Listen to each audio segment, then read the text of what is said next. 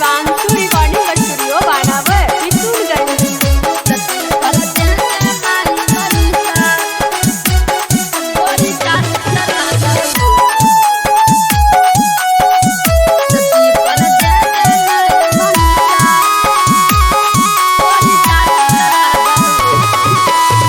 जब जब मन करत ढोली हम देखी तरफ,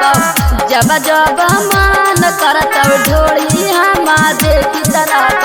किस्ती पर दे दे माई मनीषा ढोली चाटी तरफ, किस्ती पर दे दे माई मनीषा ढोली चाटी तरफ, रखबौ खायल हरदम चोलिया से पोछी तरफ, रखबौ खायल हरदम चोलिया से पोछी तरफ, किस्ती पर दे दे माई मनीषा ढोली चाटी तरफ, किस्ती पर दे दे माई मनीषा ढोली चाटी तरफ।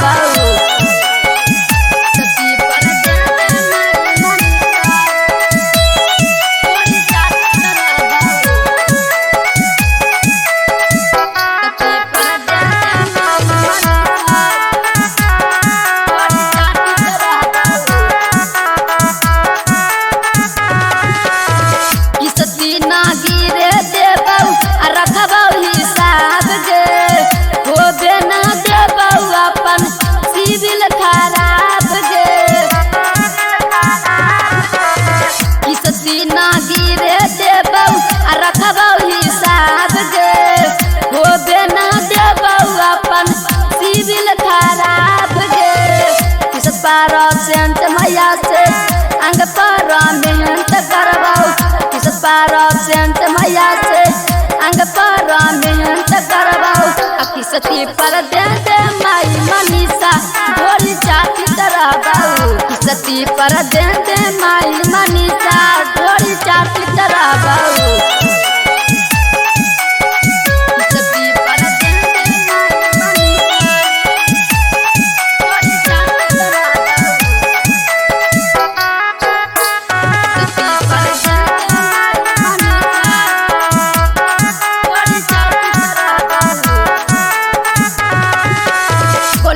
पारा मोर प्रिंस में कर दे अपन डोरी, हो बिना देताऊ कौन परेशान, राइटर करती ढंडकना में कर दे अपन डोरी, हो बिना देताऊ कौन परेशान, टाइम टू टाइम सारा सिंह छौरी करी तरफ, टाइम टू टाइम सरदी सिंह छौरी करी तरफ, किस्ती पर दे दे माई मनीषा ढोली चाटी तरफ, किस्ती पर दे